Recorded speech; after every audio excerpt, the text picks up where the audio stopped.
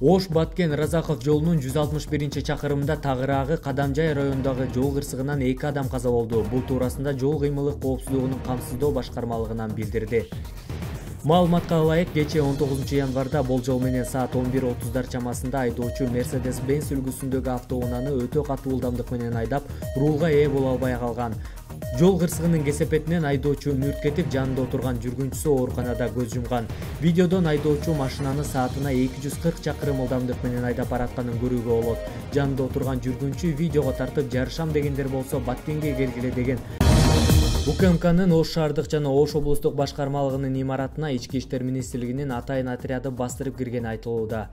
Ага ылайык, бүгүн 20 январда башкы прокуратура тарабынан атайын операция жүргүзүлгөн. Алдын ала маалымат боюнча, УКМКнын Ош шаардык жана Ош облустук башкармалыгынын кызматкерлери ири өлчөмдө пара алууга шектелип кармалды. Ушул тапта УКМКнын облустук жана шаардык башкармалыгынын имаратынын алдында прокуратуранын бир топ кызматкерлери турат. Министрлер кабинетинин төрагасы Акылбек Жапаров Бишкек шаарындагы ыш маселесин чечүү үчүн калаага караштуу көгүлтүр отун жете элек конуштардын калганын да газдаштыруу тапшырмасын койду. Бул тууралуу ал 20 январда райондук мамлекеттик администрациялардын жана жергиликтүү өз алдынча башкаруу органдарынын жетекчилеринин катышуусунда өткөн республикалык кеңешмеде айтты. Быйыл Бишкек шаарынын 20 конушун жаратылыш газы менен камсыздоо маселесин иштеп чыгуу зарыл. Алдыга ушундай чоң максаттарды койбосок, ыш маселесин чече албайбыз. Улан-Баатар шаарынан үлгү алып, жылытуунун экологиялык таза түрлөрүнө өтүшүбүз керек, деди Акылбек Жапаров. Бишкек шаарынын мэри Эмилбек Абдыкадыров учурда 27 жаңы конушка жаратылыш газы киргизилгенин билдирди. Кыргызстан менен Өзбекстан унаа тетиктерин чыгарып, жыйноочу завод курууну пландоодо. Буга байланыштуу сүйлөшүүлөр 2017-жылы башталганын инвестиция боюнча улуттук агенттиктен билдиришти. Маалыматка караганда, заводдун курулушу боюнча келишимге Өзбек президенти Шавкат Мирзиёевдин Бишкекке сапары учурунда кол коюу пландалууда. Буга чейин Кунус сайты автомобилдин 19 түрүн чыгара турган завод Чүй облусунун Ак Суу айылында курулаарын жазган. Ага ылайык, завод жылына 3000 автомобиль чыгарууну, аны акырындап 30 миңге жеткирүүнү пландоодо.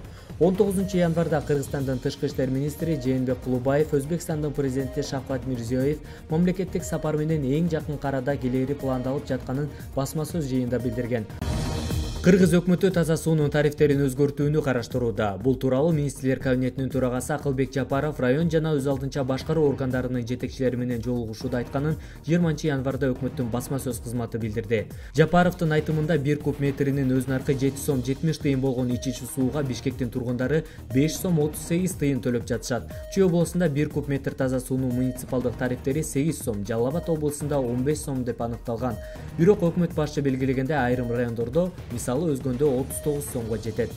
Пластик бутылкалардан жарым литр суунун 15 сомдон сатып алып ичип, ал эми крандан канчалаган куб сууну агызып колдонуп жатканыбыз үчүн эч ким реалдуу акы төлөгөн жок, деди Жапаров.